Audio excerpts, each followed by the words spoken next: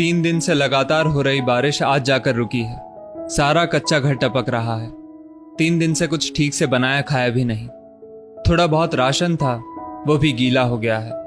आप ऐसा करो, सामने के स्टोर से ब्रेड ले आओ, आज वही खाकर काम पे चले जाते हैं, सुशीला ने अपने पति से कहा।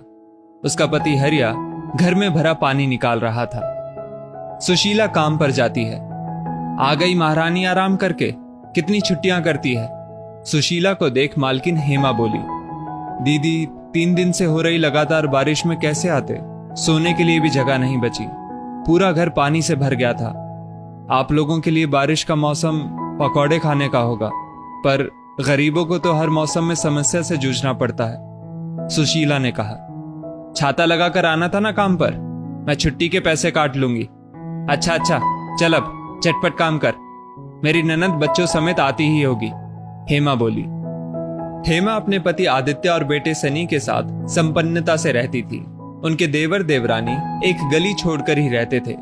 हेमा जी का परिवार संपन्न था, जबकि उनकी देवर देवरानी की साधारण परिस्थिति थी।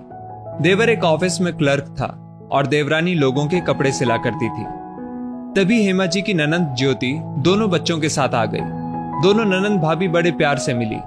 भाभी, ये लीजिए काजू रोल और बादाम बर्फी, भैया को बहुत पसंद है ना, और सनी ये तुम्हारे लिए वायरलेस हेडफोन, ननंद ज्योति ने सामान देते हुए कहा। ज्योति ने एक सोन पापड़ी का डिब्बा बैग में से निकालकर डाइनिंग टेबल पर रख दिया। शाम को छोटे भैया भाभी के घर जाएंगे तो लेते जाएंगे, ज्योति बोली। सुशीला दोनों देवरानी जेठानी के घर काम करती थी।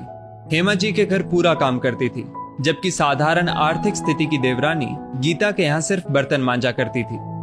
भाभी, अभी बड़े भैया को आने में समय है, ऐसा करती हूँ तब तक छोटे भाई भाभी से मिलाती हूँ, ज्योति बोली। अरे ज्योति दीदी, जा रही हो तो ये कुछ पापड़ है जो अच्छी धूप ना लगने की वजह से खराब होने को है, ये भी आप देवरानी को दे देना। सुशीला ना चाहते हुए भी बड़े लोगों की छोटी बातें सुन लेती है। उसका मन बहुत दुखी होता है। सुशीला भी काम करने देवरानी गीता के यहाँ पहुंच जाती है। आइए आइए दीदी, गीता ने ज्योति को सम्मान के साथ अंदर बैठाया। ये लीजिए मिठाई, ये कहते हुए ज्योति ने सोन पापड़ी का डिब्बा गीता भाभी को दिया।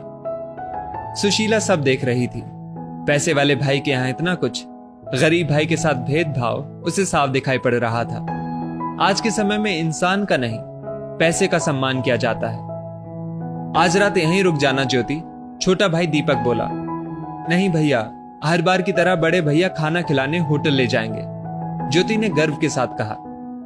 अरे सुशीला, 3 दिन की तेज बारिश में तुम्हारे घर में कोई परेशानी तो नहीं आई ना, गीता ने अपनी भाई सुशीला से पूछा। अरे दीदी पूछो मत, सारे घर में पानी ही पानी है। 3 दिन से सो भी नहीं पाए, ठीक से खाना भी नहीं बना पाए।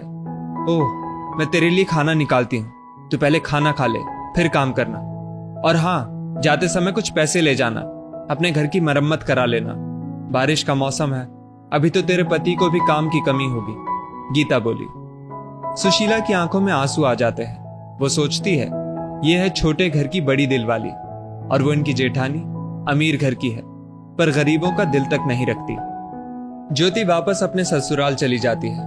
कुछ दिनों बाद बड़े भैया आदित्य के पास ज्योति का फोन आता है। भैया, मेरे पति संजय को दिल का दौरा पड़ा है, मैं बहुत अकेली पड़ गई हूँ, बहुत घबराहट हो रही है। कोई जरूरत नहीं वहां जाने की, ज्योति के सास ससुर है वहां सब संभालने के लिए, जाने से बेकार में लाखों का चूना लग जाएगा, हेमा ने आदित्य से कहा। दोनों पति पत्नी दुकान में ज्यादा काम का हवाला देकर नहीं जाते। ज्योति अस्पताल में अपने पति के ठीक होने के इंतजार में बैठी थी। तभी उसके कंधे पर किसी ने हाथ रखा। देखा तो छोटे भाई भाभी थे। ज्योति भाई दीपक के गले लग रोने लगती है। दीपक कहता है, ज्योति चिंता ना करो, सब ठीक हो जाएगा। वो 50,000 ज्योति के हाथ में रखते हुए कहता है, तुम्हारा गरीब भाई बस इतने की ही व्यवस्था कर पाया। भैया, मुझे पैसों की जरूरत नहीं है, आप लोग यहाँ आए इससे ही मुझे तसल्ली है। कोई तो है जो मेरी तकलीफ में साथ खड़ा है। आज ज्योति को अपने आप पर शर्म आ रही थी।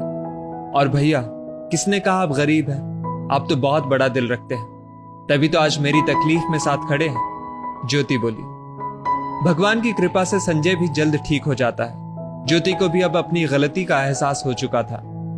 भाभी, मैंने इतने सालों दोनों भाइयों के परिवार में भेद किया, इसके लिए मैं शर्मिंदा हूं, ज्योति ने माफी मांगते हुए गीता से कहा।